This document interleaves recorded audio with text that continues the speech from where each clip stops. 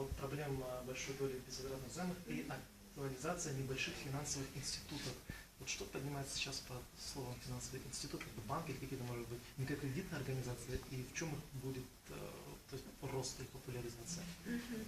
Это цитата, вы помните, да, это цитата Евромани. То есть Майкл сейчас будет вам отвечать, исходя из предположения о том, что считает финансовым институтом Евромани. Remember that quotation by Euromani, that now the way is open to smaller and less encumbered or unencumbered smaller financial institutions. So what are the financial institutions? Is it just smaller banks or maybe microcredit organizations, maybe something else?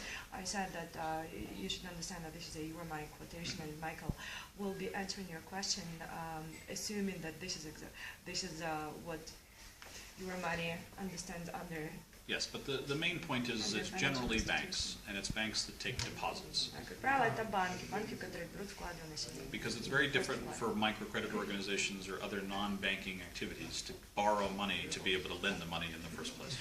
У микрокредитных организаций, как правило, нет возможности принимать вклады и потом вот эти вклады использовать для кредитных операций. But if you, I find there's a big similarity between Kazakhstan today and Russia in 1999 after their big crisis.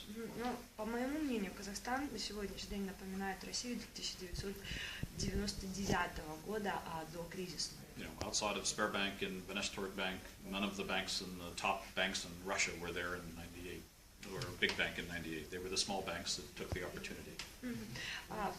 В России на тот момент был Внешторгбанк, был крупный Сбербанк, то есть, скажем, была пятерка, а про остальных просто ничего не было слышно. Так вот, те банки, о которых мы сегодня знаем, да, российские, они просто использовали возможность вырасти.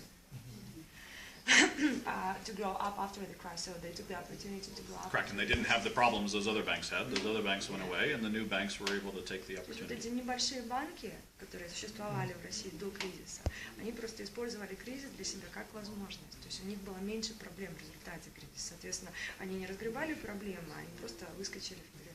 Alpha Bank in Russia was smaller in 1999 than we are today. Например, Альфа-банк российский на 99-й год был гораздо меньше, чем мы сегодня. And same with, you can talk about all the banks, it will be the same thing.